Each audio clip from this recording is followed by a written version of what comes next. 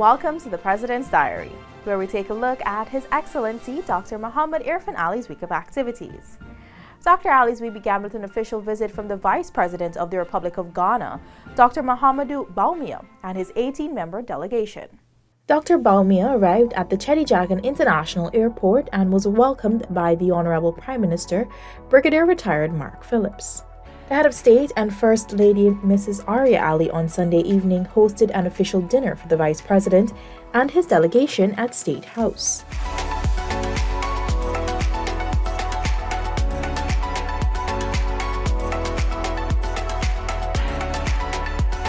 Members of cabinet, other high-level government officials, members of the diplomatic community, and the local private sector attended the event as well.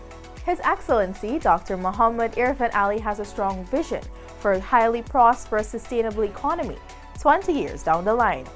This he related to academics during Harvard University's virtual faculty workshop on the microeconomics of competitiveness on Monday. I see a country that is highly sustainable, prosperous, one in which there is a very minimal inequality and disparity among people, one in which our people have first-class access to healthcare services, first-world access to healthcare services, first-world access to educational services, where our people are meaningfully occupied, we're highly educated and qualified, a human resource base. The President also shared an ambitious vision for Guyana's economy and the government's political and economic diplomacy later down the line. Our economy is diversified and portfolio is wide enough to withstand global shocks, and we play an important role in the regional system, whether it's food system, health services, educational services, but importantly, that we are a responsible partner to global development, a transparent partner in global development, and a country that provides a framework for opportunities for global investors. The President was adamant that though Guyana will use the oil industry to improve the lives of citizens, the economy will be built to be diverse and resilient against global economic shocks. Dr. Jorge Ramirez Vallejo, a member of the Harvard Business School faculty, remarked that President Ali's work of guiding Guyana on a sustainable development path is inspiring.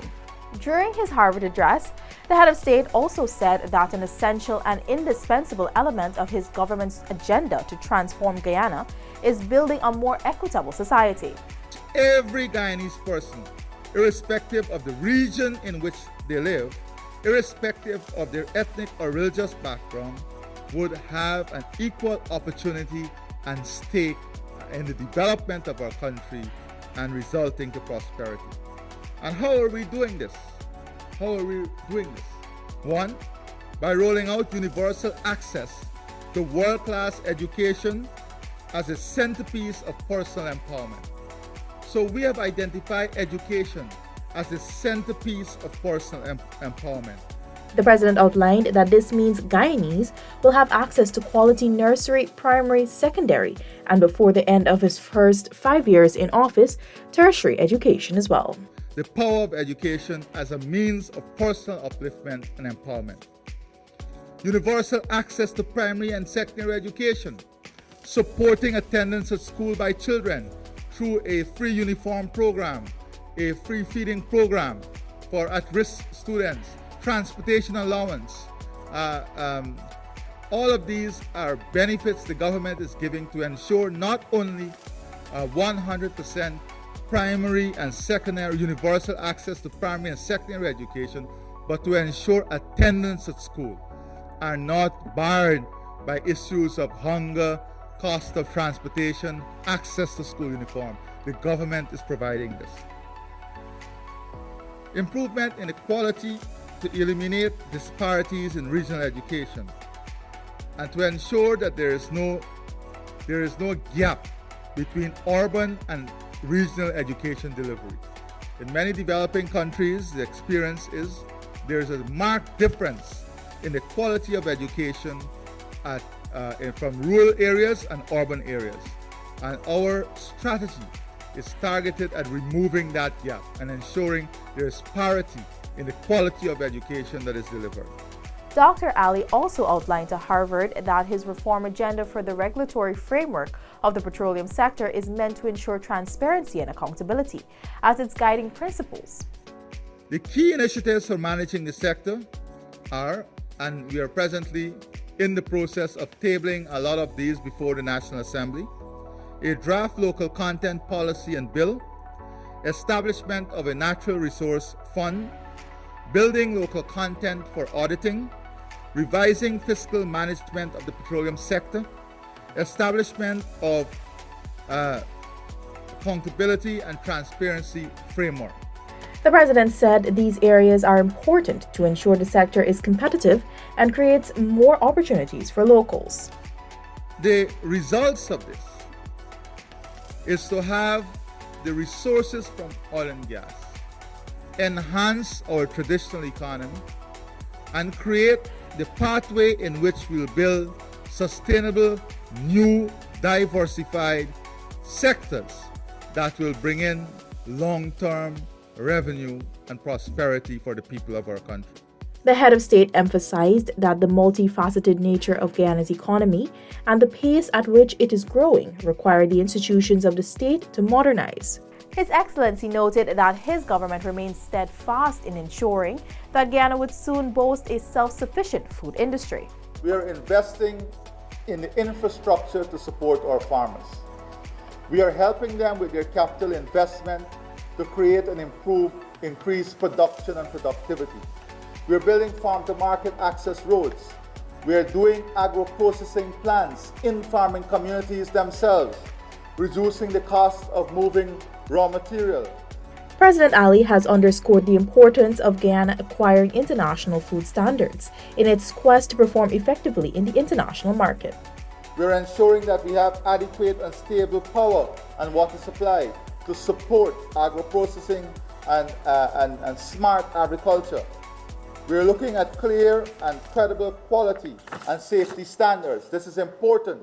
He noted the importance of having certified and adequate laboratory facilities, even as government seeks to improve its agricultural, health, food and safety, and traceability services.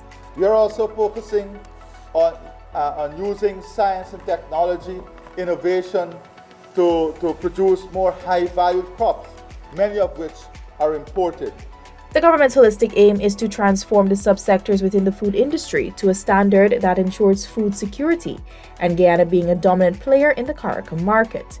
Government will continue to make tremendous contributions to CARICOM's food market by reducing the region's food import bill by 25% by 2025 through food substitution and increased production.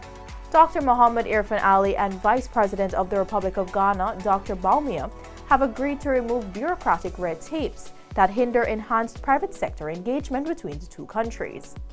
The President and Ghanaian Vice President made these remarks at the official meeting between the delegations of government and private sector representatives from Ghana held at the Artichon Conference Center on Monday.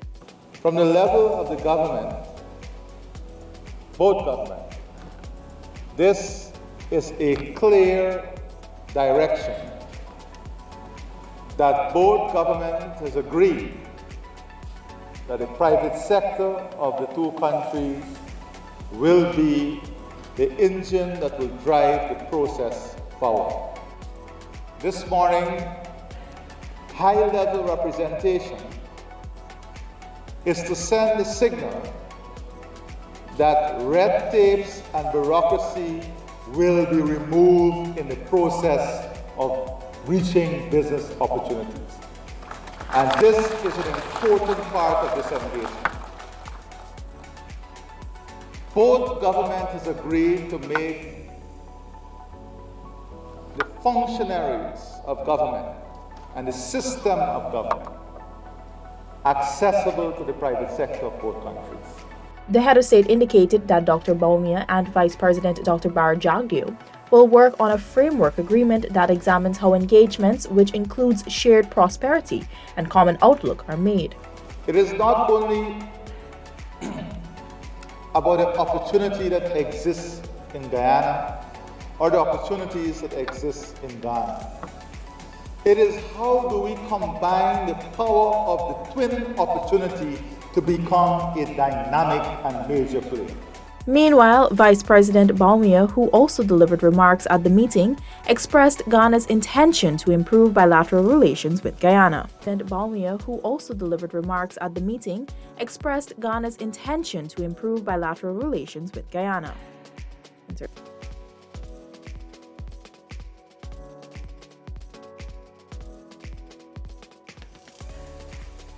The Ghanaian vice president added that there is a memorandum of understanding between the Guyana Office for Investment and the Ghana Investment Promotion Center to train agencies in Ghana to provide services for Guyanese investors and to assist prospective Guyanese investors with specific information, especially relating to key sectors. Additionally, he pointed out that the Ministry of Trade and Industry in Ghana will liaise with its local counterparts to establish a Ghana-Guyana Chamber of Commerce. His Excellency Dr. Mohammed Irfaan Ali on Tuesday stated that he intends on strengthening Guyana's diplomatic relations with Spain and the Netherlands. The President reiterated this at the Office of the President's formal ceremonies for the presentations of letters of credence to the head of state by the non-resident ambassadors of both the Netherlands and Spain. President Ali said both countries share priorities that has led policies in the fields of health, security, oil and gas, and agriculture. As such, His Excellency noted that Guyana looks forward to advancing cooperation in a number of areas. I want to assure you that the air services agreement you refer to will be completed between our two countries. I further wish to assure you that the experience of the Kingdom of Netherlands and Dutch engineering in water management and sea defenses is of course a known fact to us, and we're looking forward to further collaboration and strengthening of partnership in these areas. While addressing Ambassador Fernando Nogales Oliveras of Spain, the head of state highlighted contributions the country has made towards Guyana's development, such as the Hinterland Rice and Bean Project, which allowed Guyana to advance its agricultural policy agenda in the hinterland region.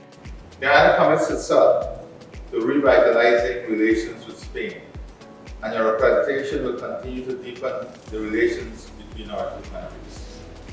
We look forward to increased cooperation in areas of mutual interest, including agriculture, climate change, technology, tourism, and investment.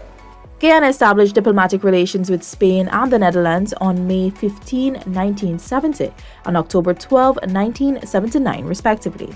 President Ali says his government is aiming to make Guyana an eco-destination powerhouse.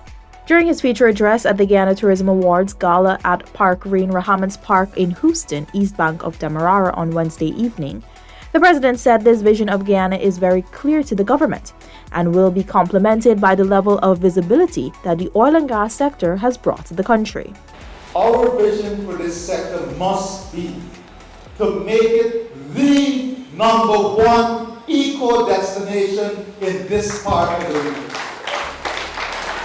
We are not going to play second to none. We must unleash our collective power, our collective investment to make it the #1. Nothing, second to nothing.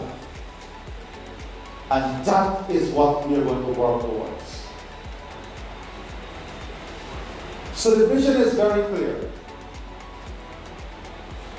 We have something that is going naturally for us now, and that is the level of visibility of Guyana because of oil and gas. Guyana's visibility on the international stage is extraordinary. President Ali also highlighted the need for increased product differentiation.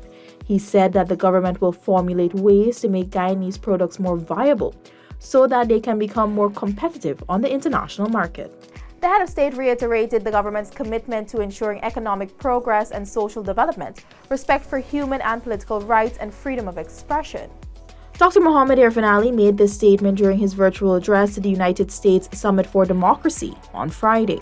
Democratic enhancement and renewal, therefore, require a global effort, one that takes full account of the multi-dimensional aspects of democracy, including the provision of conditions for economic progress, President Ali reminded heads of states of the 5-month-long electoral impasse that engulfed the country following the March 2, 2020 general and regional elections, which he noted delayed and almost denied democracy.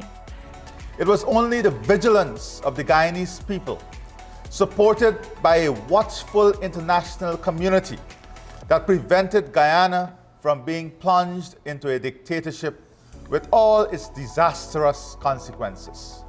The president stressed his administration's determination to strengthen the pillars of democracy, ensuring voters enjoy free, fair, and transparent elections. The government is also devoted to the ambition of empowering prosperity for every Guyanese. We are aware that adherence to democracy and the rule of law must be aligned with economic and social progress in conditions of non-discrimination, equity, and equal opportunities.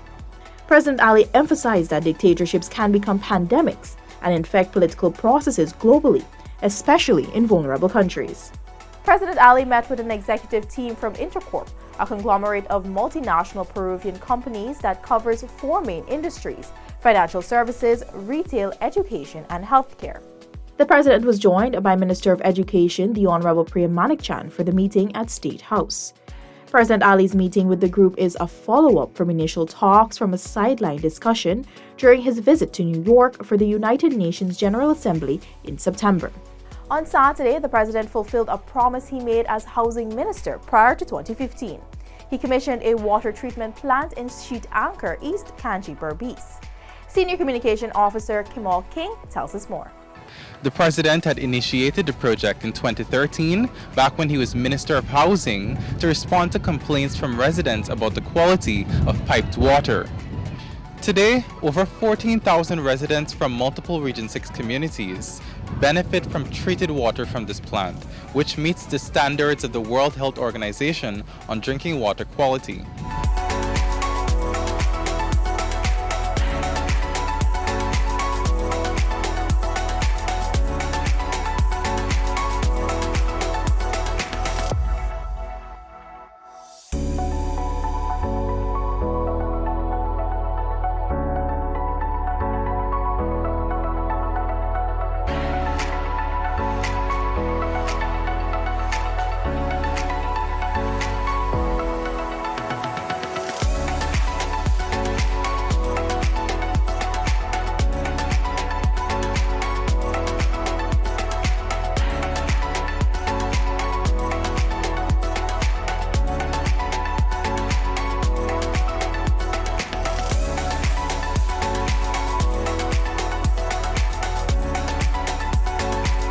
There is a reason why water is a fundamental right. It's cut across every barrier, social, political, all these barriers it cut across, because it is an important ingredient for life itself. This has been the President's Diary, where we took a look at His Excellency Dr. President Irfaan Ali's week of activities. Thank you for watching, and do join us again next week.